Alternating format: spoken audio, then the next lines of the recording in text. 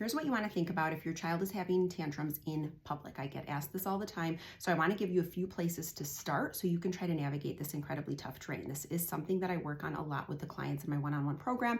It's 12 weeks long, but honestly, we move through the tantrum phase fairly quickly when you follow these steps.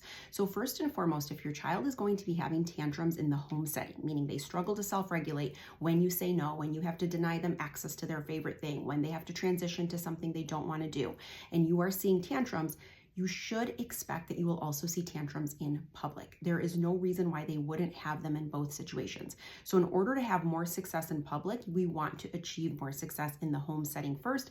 It is also much easier to navigate a tantrum in your home setting first. It doesn't take long. I've done this with several families. Sometimes we only do it for a couple of days, but essentially you're going to work on a couple of things. One, we want them to know that the tantrum will not change the outcome. If we want tantrums to get worked through faster, meaning we want our kids to gain the ability to self-regulate, they have to see that when they have these tantrums, that they don't change the outcome. Now, the other thing we want to think about is it is our job to validate the experience and the emotion after setting the boundary. So no, you can't have that right now. I know it's so hard not to get the thing that we want. I know, I totally get that, but it's not a choice right now. Really clear, really specific language. We're not over explaining.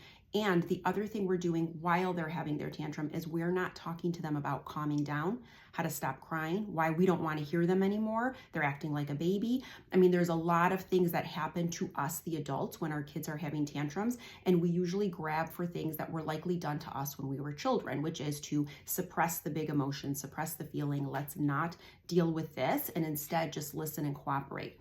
But kids need to gain the ability to self-regulate. So instead, we need to trust that with the right experience, our child will gain the ability to self-regulate rather quickly when we have predictable boundaries, predictable outcomes, and we are really consistent. Those are the two things you absolutely need. Once you have success with this in the home setting, then what I usually recommend to families is to do test runs in public. So what this means is you're going to go on an errand. You're going to start small at first. So maybe it's a 10 or 15 minute errand. Your child wants something, you say no. Let's say they're having a big tantrum now in the store. You are not stressed and anxious about this because you're testing this out. So instead you'll simply pick them up and leave the store while remaining calm yourself.